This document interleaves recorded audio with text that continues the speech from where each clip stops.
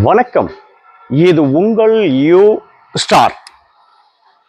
உடல் நலம் எவ்வளவு முக்கியமோ அதை விட மனநலன் ரொம்ப முக்கியம்.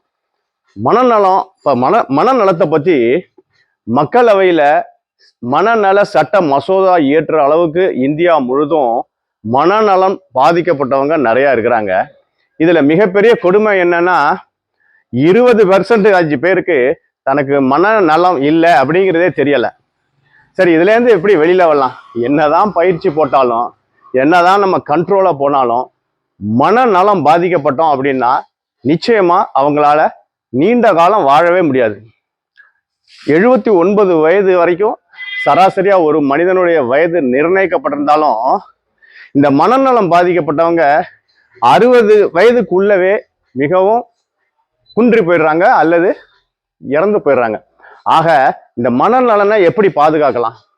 நிறைய விஷயங்கள் இருக்கு, ஒண்ணுமே கிடையாது. ரொம்ப சிம்பிளா சொல்லணும்னா, காரணம் கொரோனா தொற்றுக்கு பிறகு மூமெண்ட் ரொம்ப குறைஞ்சிச்சு.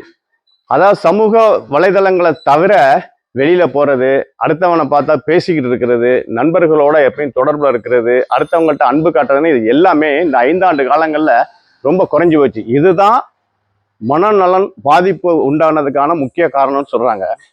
அன்பு காட்டுறதும் மகிழ்ச்சியா இருக்கிறதும் கவலை இல்லாம இருக்கிறதும் தான் இதை மனநலனை தேத்த முடியும் அப்படின்னு சொல்றாங்க. ஆக நம்ம எந்த ஒரு விஷயத்தையும் பிரெயினுக்கு கொண்டு போகாம மனசுக்குள்ளேயே வச்சு புழுங்காம அடுத்தவங்ககிட்ட பேசிக்கிட்டு இருக்கிறது, நல்ல இசைகளை கேட்பது, வீட்டில் உள்ள செல்ல பிராணிகளோட கொஞ்சம் பேசுறது, வீட்டில் உள்ள பெரியவங்களோட பேசுறதுன்னு தன்னுடைய மனநலனை பத்திரமா பாதுகாக்கும் போதுதான் நம்முடைய ஆயுசு ரொம்ப ஃபுல்லா இருக்கும்.